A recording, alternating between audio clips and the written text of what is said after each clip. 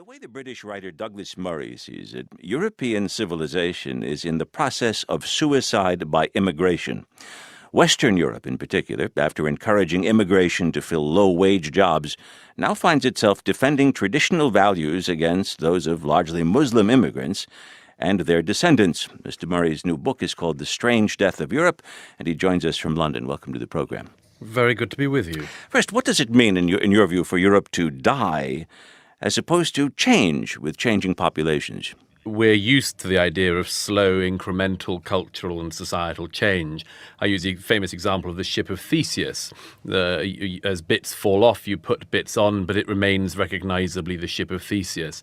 That isn't the case when you have migration at the levels which Europe has had it in recent decades, particularly not at the level of 2015, when Germany added an extra 2% to its population in a single year alone.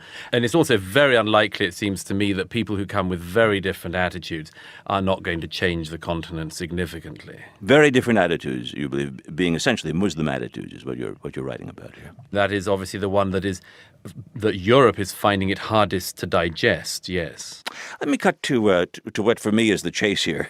As a Jew, I have to ask you, what is so different about contemporary opposition to Muslim immigrants from 19th and 20th century European anti-Semitism? Things were said about the Jews that they wouldn't fit in or would bring radical ideas from Eastern Europe with them into the West. Well, the difference is the facts, isn't it? That's the first thing. And secondly, of course, the numbers. Take an example as I say, 2015 across the continent of Europe. The numbers that came that year from across sub-Saharan Africa, North Africa, the Middle East, the Far East were far in excess of any of the migration that was seen during the Jewish migrations into Europe. And secondly, the claims that were made about Jews were erroneous claims, whereas the people who did warn that some, obviously not all, but some of the Muslim immigrants will bring serious security challenges with them has been demonstrated time and again by events. So, you can hear ugly echoes whilst also being able to differentiate the difference between facts and lies. One fundamental difference that you write about is, you write that for going on 2 centuries, in Britain and other parts of Europe, religious faith has been moving from the literal to the metaphorical, and the people arriving are bringing a very literal faith with them. That seems to be one of the basic dissonances that you're writing about. Do you feel that's what makes you and the people you grew up with fundamentally different from many of the people arriving now? Let me give you one very quick example. In Britain, we, some decades ago, came to a fairly straightforward accommodation and belief towards tolerance towards people who are of sexual minorities.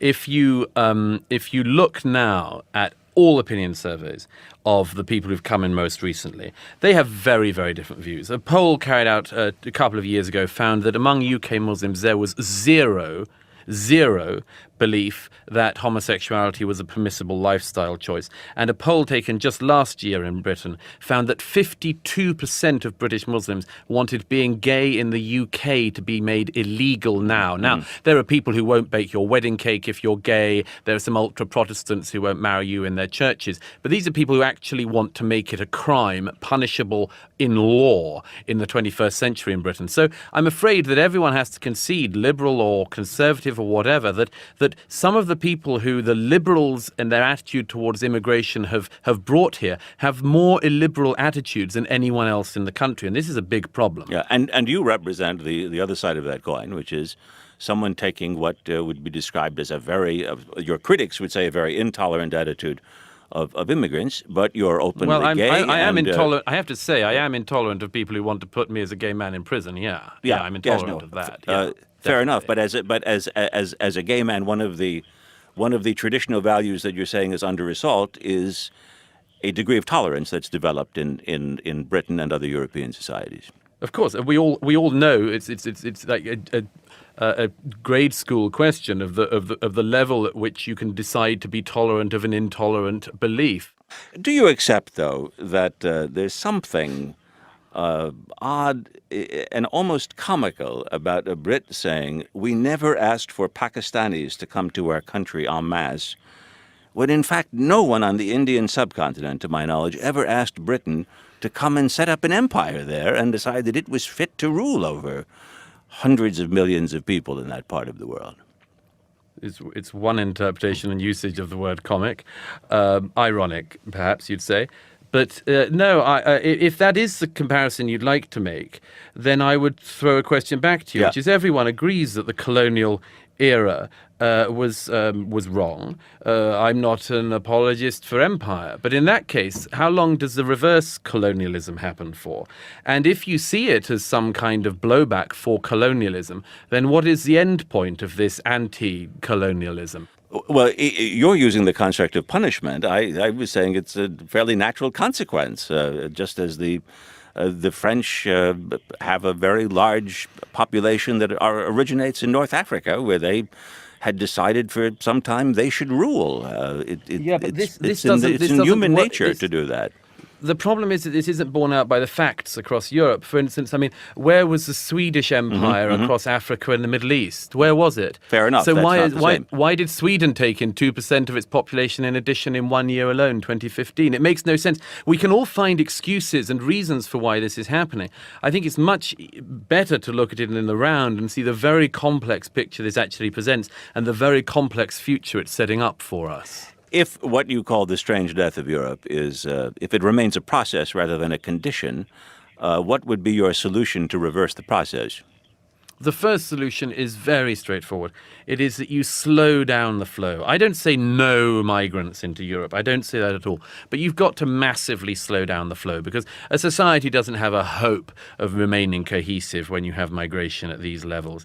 The second thing is you work on the people who are already here more. The third thing is that you make it clear that as well as speaking the language of inclusion in our politics, we have to speak the language of exclusion, what it is that we won't tolerate, as well as what it is that we do and what it is that we will be tolerant of.